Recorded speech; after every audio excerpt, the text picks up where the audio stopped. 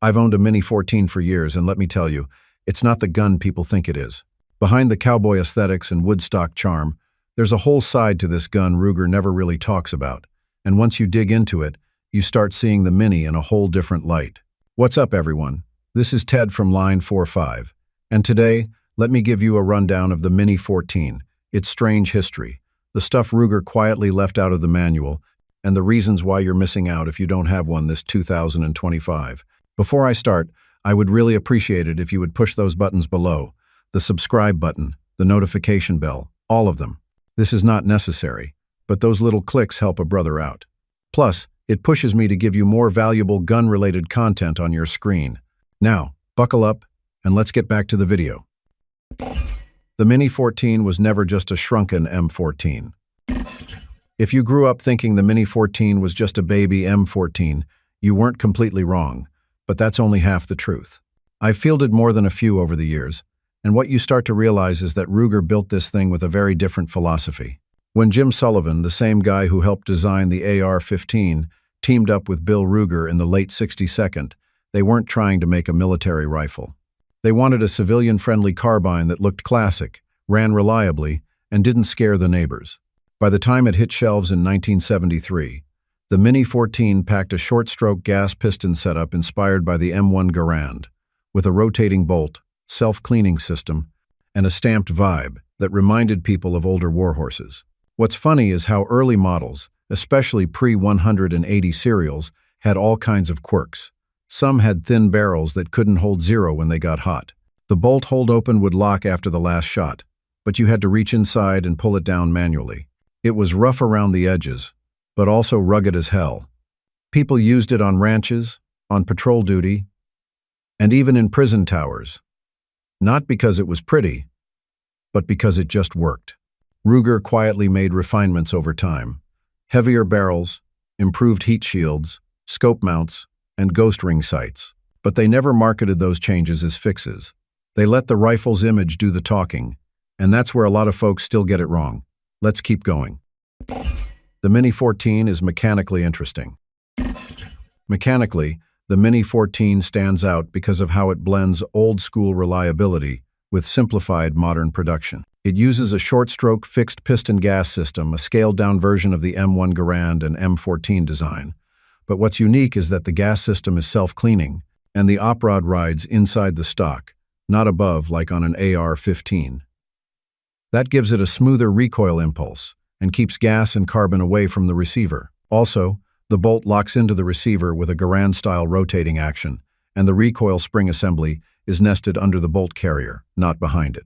That allows the Mini-14 to maintain a traditional rifle profile, no buffer tubes sticking out the back, which is why you get that classic look with a solid wooden or synthetic stock. Ruger also went with a monolithic investment cast receiver, which helped keep costs down while maintaining strength. It's one of the only civilian carbines that feels like a blend between World War II-era battle rifle engineering and modern semi-auto simplicity. That's a big reason why it keeps ticking in the field, even if it's not winning precision awards at the range. But internals aren't the only interesting aspect of the Mini-14. Take its never-heard-before variants, for example. And the forgotten point, 222 Mini-14. If you've handled your share of Mini-14, odds are you've never seen one chambered in 222 Remington. I didn't believe it myself until I came across one at a gun show back in the early 2000s. It looked like any other pre-580 series ranch rifle, but the barrel was marked 222, and that changed everything.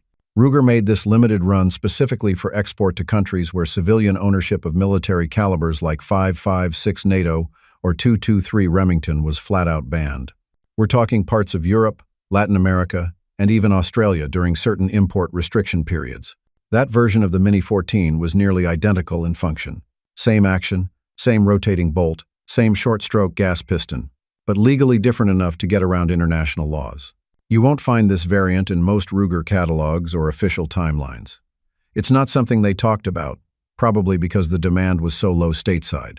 And to be fair, 222 Remington doesn't offer much over 223, just slightly less velocity. A tad more case neck, but it's accurate and soft shooting. The real intrigue is how few of them made it into private hands. Some import batches from Italy and the UK have turned up on forums, but the total number is anybody's guess.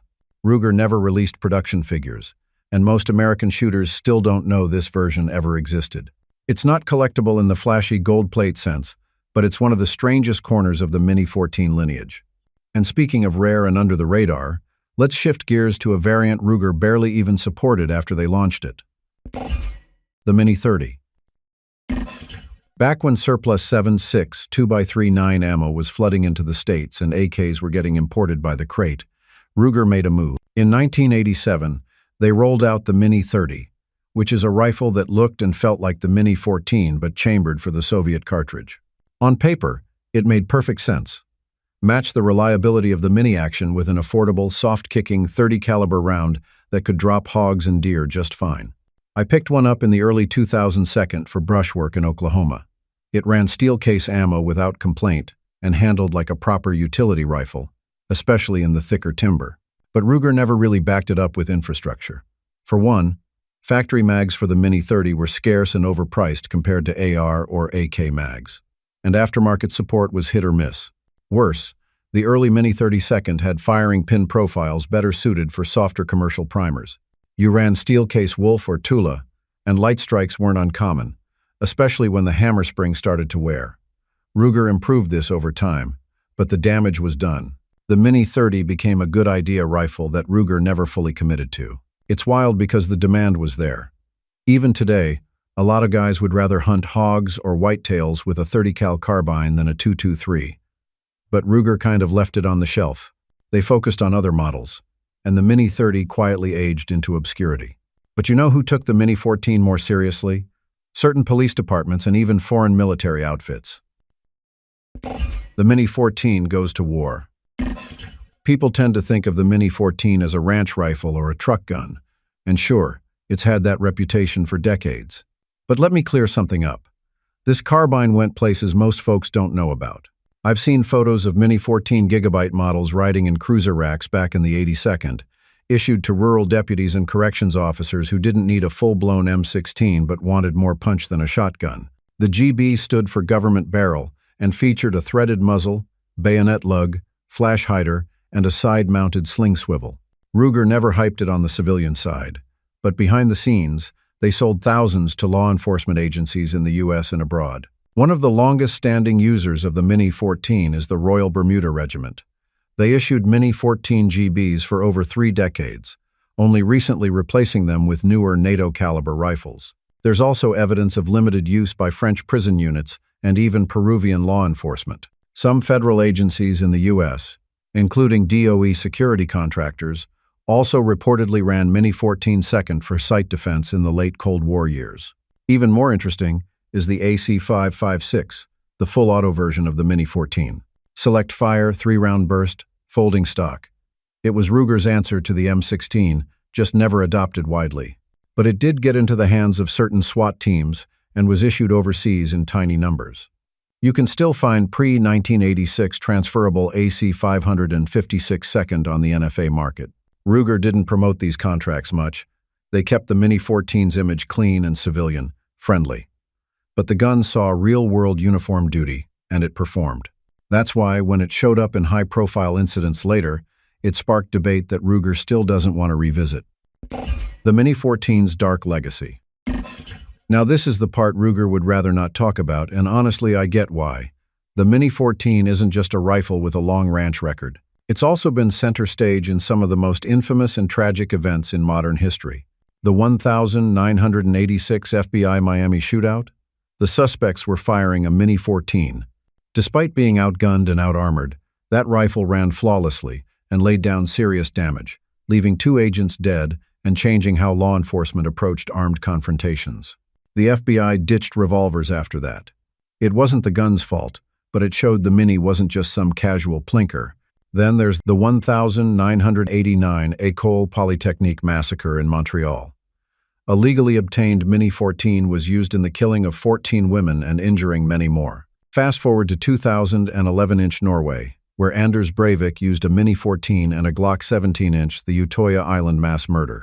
Most recently, in 2020, the Nova Scotia shooter used a smuggled Mini-14 as one of his primary weapons during a rampage that killed 22. These aren't easy stories to bring up, But they're part of the rifle's legacy because the Mini-14 has always walked that strange line between civilian tool and serious firepower. Ruger has never come out and addressed these directly, and they've kept the Mini's marketing focused on sport, ranch, and utility. But those headlines never went away.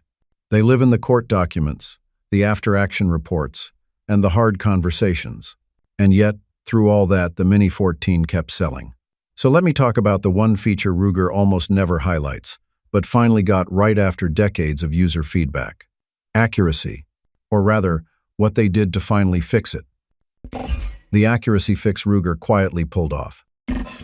If you've owned an older Mini-14 or shot one off the bench, you already know what I'm about to say. The early rifles just weren't made for accuracy. I remember my stainless ranch model from the 92nd. It looked great, ran clean, and felt balanced. But put 5 rounds downrange too fast, and your group spread like buckshot at 100 yards. Heat soaks warped the pencil-thin barrels, and that oversized gas system slapped the bolt hard enough to nudge the whole rifle around mid-cycle. You could squeeze a 3 to 4 MOA group with decent ammo, but you had to work for it. Then something happened around 2003. Ruger didn't make a big announcement, didn't slap a new and improved banner on the box. But if you were paying attention, you noticed the barrels got heavier. They shortened the gas port. They started machining the receivers with tighter tolerances. By the time the 580 series rolled out in 2007, the accuracy story had changed. I picked up a newer Mini and ran a few boxes of Federal soft points through it. The groups weren't just better, they were consistent. Under 2 MOA with factory ammo was suddenly doable, and with a good optic, it was more than just a nostalgia piece. But Ruger still doesn't talk much about that fix. It's almost like they'd rather let the old rep hang around so expectations stay low. The rifle improved, quietly, steadily, and a lot of shooters still don't realize it. Now here's the thing. Even with that fix, the Mini-14 hasn't taken over the market. In 2025, it's not competing with high-end ARs or over-the-top piston-driven rigs. So why is it still alive? Why the Mini-14 still sells in 2025? Let's be honest here. In a world where $600 AR-15 second are everywhere and even budget rifles shoot dime-sized groups, the Ruger Mini-14 shouldn't still be on the shelf. But walk into any gun store in Middle America, and it's sitting right there, probably in stainless steel with a hardwood stock, looking like it just stepped out of an 1982nd law enforcement catalog. And you know what? People still buy them. Not out of ignorance or nostalgia, but because the damn thing still has a role. For one, it doesn't look like a scary black rifle. That matters more than you'd think, especially in restrictive states or when dealing with neighbors, game wardens, or politically charged climates. The Mini-14 flies under the radar. It fits in gun racks in ranch trucks, gets handed down between generations, and still finds its way into the back seats of patrol vehicles. It eats cheap ammo, keeps running dirty, and doesn't care if it's raining, freezing, or caked in red dust. And maybe most importantly, it still feels like a rifle, not a platform. There's no temptation to bolt on a dozen accessories or rebuild it every 3 months. Ruger's never needed to rebrand the Mini-14 because it quietly serves the guys who don't care about hype. Guys like my neighbor who's had the same one since 2078. Guys who want steel and wood, not M-lock and aluminum.